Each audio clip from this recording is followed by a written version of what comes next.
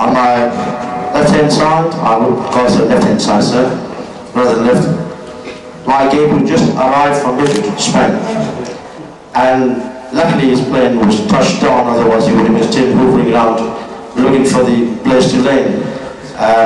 He's been campaigning with the Right Honourable Leaf Scott, and also with the other people vigorously for the opening of the King George, the main opening of the King George Hospital, A&E. My game. Thank you. Thank you very much. Good evening, Assalamu alaikum. I'm very pleased that you have decided to organise this meeting.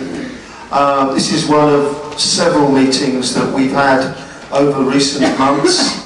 And of course, as has already been said, we had a big campaign 3 years ago where we successfully defeated the so-called Fit for the Future, which is not the right name, but we defeated those proposals. 3 years ago they wanted to get rid of the accident emergency, but they also wanted to stop us having any planned elective operations. They were told at that time the proposals were clinically unsound, was the term used by a senior professor, Dr. George Alberti, so they were told to take it away and come back. The NHS management, the bureaucracy in the London region NHS, Ruth Carnell, the regional secretary of the NHS, and Heather O'Meara, her sidekick, who is behind these proposals, are determined. They were defeated 3 years ago. They are determined to get their way this time. The reason is because they believe, and Chris Carter's referred to this, they believe that somehow or other people don't need to go into hospital. They can be dealt with by GPs only. This is rubbish. Of course we need modern doctors' facilities, and in Ilford South we've had far too many GP surgeries that were in old converted houses. Now we've got this new polyclinic in Loxford which is doing a good job and provides a lot of services which are better than they used to have. But you can't substitute GP, doctor services or local nurses or diabetic clinics or anything else for the kind of care you need in a hospital.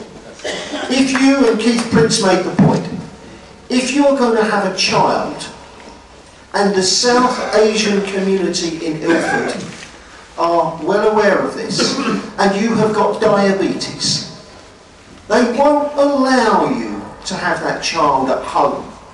They won't allow you to have it anywhere else but in a hospital which has got the facilities, and the South Asian community has 6 times as much diabetes per head as the indigenous community in this country. That is a genetic fact that has to be taken into account. All this nonsense, this home birth, they're going to set up this birthing centre in Barking. It's going to have 500 births a year, 10 births a week. There are 3,500 babies born every year in King George Hospital. It is nonsense. And of course, it means that women will have to go from Ilford to Romford, and their families will have to go to Romford to visit them. And 40% of the people in my constituency, in the south of the constituency, in the poorest wards, do not have a car in their homes, in their household. So what they are doing, they are discriminating against the poorest people and the people who most need a hospital for the birth of their children. And I have to say, I'm not using this phrase, but some people might think that it is discriminatory. And I really feel very strongly about this. And I also feel that the proposals are being cooked up. It means that the boroughs in outer northeast London will, if you live in Newham, you will have a hospital. with maternity services and an A&E. If you live in Waltham Forest, you will have Whipps Cross, which is a hospital with maternity services and an A&E. If you live in Havering, you will have Queen's Hospital with maternity services and A&E. If you live in Tower Hamlets, you will have the same. But if you live in Barking and Dagenham, or in Redbridge, 264,000 people in Redbridge, 190,000 people in Barking and Dagenham, no hospital. So they set up this body, this 6 boroughs together, consultation internally with GPs and consultants, run by a guy who is the Director of Clinical Services at Newham General Hospital, and they come up with a document which reveals that if they close the A&E at King George's, they will save £19 million a year, but if they would close the A&E at Newham, they would save £27 million a year. But surprise, surprise, Mr. Mike Gill and his body, he comes from Newham, decide not to close the Newham A&E, they go for the closing the Redbridge A&E. This is a fix, and it is being done and driven through not by the government, Mr. Salwa, but by people within the NHS bureaucracy in London, and they've set up this so-called consultation. They launched it on November the 30th. It was supposed to conclude on March the 8th. I think they're worried. Because we have known, I said it was as free and fair as a rigged Afghan election. And Heather O'Meara is the Hamid Karzai of North East London. And I want to say very strongly, they've got worried. They know we've had our demonstration and we've got cross-party support. They are appalled that Lee Scott and I are working hand in hand. We have a joint motion in Parliament. We have worked together on this, and we are not going to be separated on this. And whatever happens in the general election in May, this campaign will have to go on because the decisions won't be taken directly. They will go.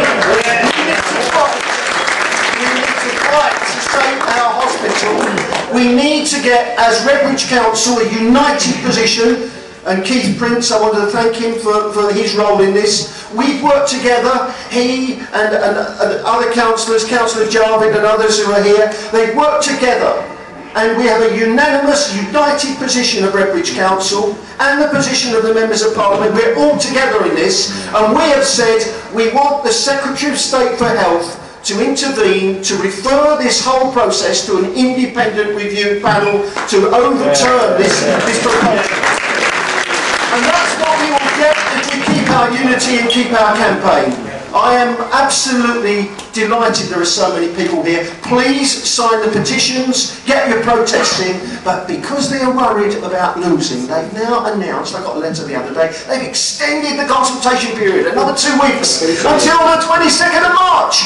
Why? Because I think they know that so far the responses are hostile, so they're trying to somehow or other. Apparently there's going to be a video on their website which shows you what modern ambulances can do. Well, modern ambulances, I agree, because my dad was rushed to King George's several times last year.